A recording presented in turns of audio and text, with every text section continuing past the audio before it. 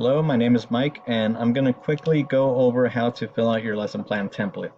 By now, I'm sure you've seen this type of template before, but maybe blank, and it could be a little intimidating, but I'm going to do my best to um, put you at ease and show you how easy it is once you actually get the hang of it. So, first, you start off by filling out basic information such as your name, the number of lessons you're going to be teaching, grade level, and so on. Next, you're going to want to um, write out what your content focus is. What is the main focus of your lesson plan? So, what do you want your students to come away with understanding or learning? And for me, it was the causes of World War II. And it's as simple as that. For the literacy focus, you are pulling information from the English language development standards, and that's going to be verbatim. So, I want students to analyze primary and secondary sources, so that's why I put that there. And other focus, you can always leave blank if there's nothing else to add. That's pretty much optional. So moving on to our content standards. So for your content standards, you always want to have subject-specific content standards, such as, for instance, this one is a history social science standard, so that's why I included it for mine.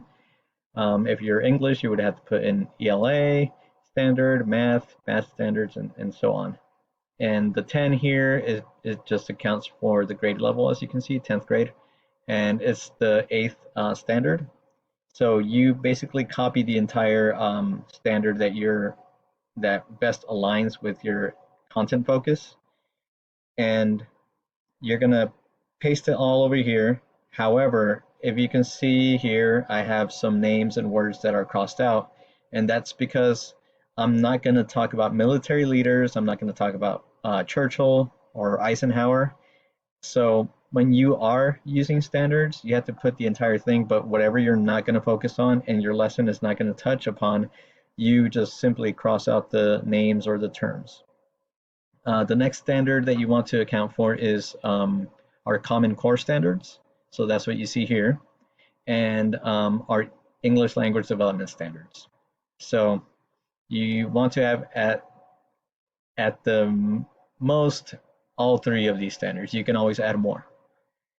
So our instructional learning objectives are basically what you want students to be able to do by the end of the class.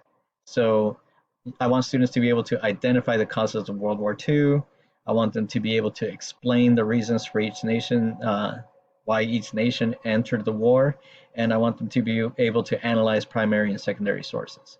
The reason why these words are bolded is because those are my learning objectives, and they're also action verbs. So anything that's an action verb, identify, explain, or analyze, has to be accounted for. That's the type of language you're going to be using in this area of your template. And you would want to have all or some of these words represented in your standards. So for instance, analyze, you see it here, we're going to be analyzing primary sources. So moving on to our assessments. So assessments are basically the way that your students are going to show that they learned what you're presenting in your lesson plan, and you're going to assess them either formally or informally. An informal assessment is anything that isn't graded. So it can be as simple as, like I mentioned here, having a class discussion. And what I like to do is to just say discussion or class discussion, and next to it I say what I'm going to be doing to assess them informally. So teacher will listen to students' conceptual understanding of the causes of World War II while students engage in a paired discussion and class discussion and provide verbal feedback as necessary. So that's one way that I'm going to be assessing them informally. A formal assessment, on the other hand, is anything that's graded. So it can be a test, it can be a quiz, it can be a written response. Anything that you're going to provide written feedback and a grade is a formal assessment. So here they're going to write a paragraph response, and I'm going to check them for their accuracy, their use of evidence, and give them written feedback. And as you can see, I have another formal assessment, which will be graded as well. Our daily inquiry questions are basically, it's your essential question. So it's like a big unifying question that's going to be answered eventually after your lesson has concluded. Your language function, again, I chose analyze as I mentioned on the top over there. So I'm going to be focusing on the language function or the practice of analysis. And you usually want them all to align. So you see analyze here, you see analyze right here in our learning objectives, and you also see it in our content standards. If you hit all three, you're pretty much doing good. Vocabulary terms. So a lot of the vocabulary that needs defining for our students has to be accounted for. So that's why you write terms that are unfamiliar, like nationalism, imperialism, and also subject-specific words like Great Depression. These hold double meanings. So in history, social science, the Great Depression is referring to the economic downturn in the 1930s. However, if someone were to read the word depression, they might assume that it's referring to some sort of mental illness. So that's why it's a content or subject-specific word that needs to be defined. And here you have a couple other ones that will be defined. And discourse. So when we talk about discourse, it's a little bit tricky, but it's the way that written language or oral language is structured and in a specific activity. So an example of discourse is maybe like writing a thesis. There's a structure to it that would be a discourse, or the way that a letter is composed is also an example of a discourse. So there is a discourse to having a pair share, or a discourse to having a small group discussion, or the way that you have to respond to a paragraph. These are examples of discourse. And yes, it's a little bit tricky, but once you start using it more and reading about it, you're going to get it down. So don't feel worried if you just completely misunderstood what I just said. Misconceptions are just basically what you think students are going to misunderstand before you even give your lesson. So I wrote down, for instance, students might assume that every country in the world fought during World War II because it's considered a global war, but that's not the case. Only a few nations were involved. And then we move on to our engage, which is our modeling section. So here you want to have a hook. So what's something that you're going to do to get your students' attention? Maybe you're going to have a video or a provocative quote on the screen that relates to your overall lesson. So you want them to be engaged, but you're also building on their background knowledge in order to sort of springboard them into the day's lesson. Moving forward to the explore stage, and I'm using the history social science template, so it might be a little different from the 3SB template, but the explore stage is basically the guided instruction. So here you're mostly preparing students to engage in your activities for later on. So what we're doing in the explore stage is we're modeling instruction. We always want to model for our students and show them what a good finished product will look like. So what modeling could be is how do we cite evidence, or how do we fill out a graphic organizer that we might have on the screen for them. What's a good primary source, and what makes a secondary source. So these are things that you're modeling for them, and eventually we're going to allow them to practice them on their own. Let's see, so moving on to the checks for understanding. So this could be something as easy as walking around the class, listening for any questions.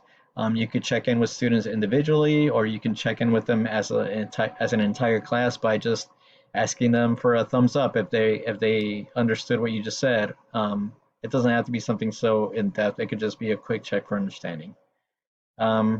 Explain. So here is where we're going to have students communicate their findings to the class or to each other.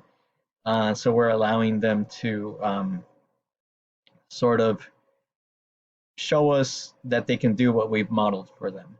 So for instance, here I said the teacher will call on students from every group to share their findings with the rest of the class.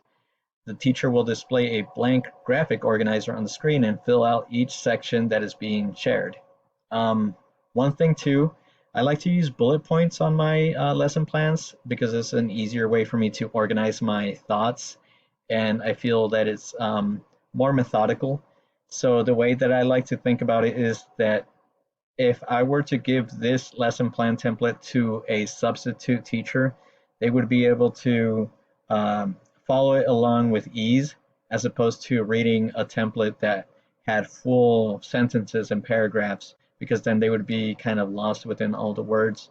So I like to use very straightforward and to the point language, but you don't have to, that's just my preference.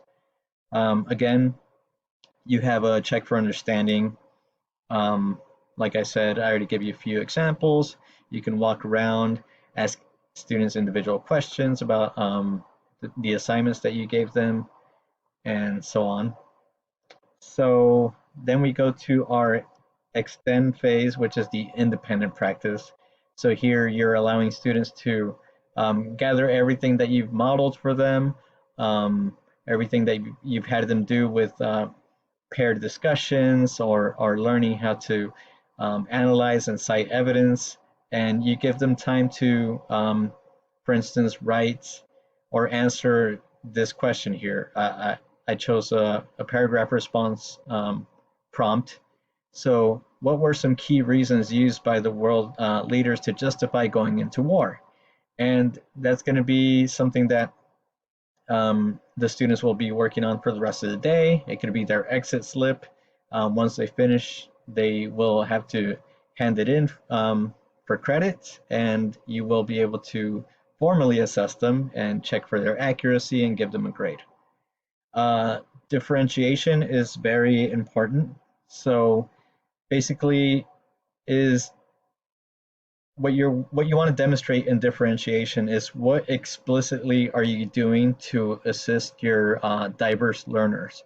So you're going to be in a classroom with students who are English language learners. So these could be students who have not mastered English. It's not their first, it's their second or third language. So how are you differentiating for them? Are you allotting them more time? Are you providing them with definitions? Also, you might have students who have IEPs or 504 plans. What are you going to do for them?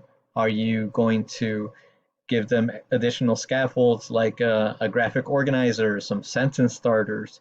You know, you have to explicitly say what you're doing for your diverse learners. So it's important to keep that in mind when you're filling out this differentiation chart right here. And finally, closure. So this is just the way that you're going to wrap up your class. It could be just to have students turn in their graphic organizers if that's their exit slip.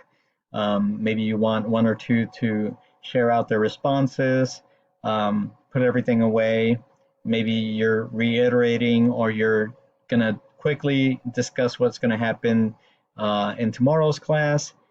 And finally, you have your resources and materials. So here you have to just list your resources. So even laptops, materials like pens or a whiteboard or graphic organizers, whatever materials that you use for your lesson, you have to list it all here. Anyways, I know that was a lot to take in, but I hope it was helpful. And it took me a while to learn all of this. It could be tedious, but once you get the hang of it, it's all going to come together. So I hope you enjoyed my presentation.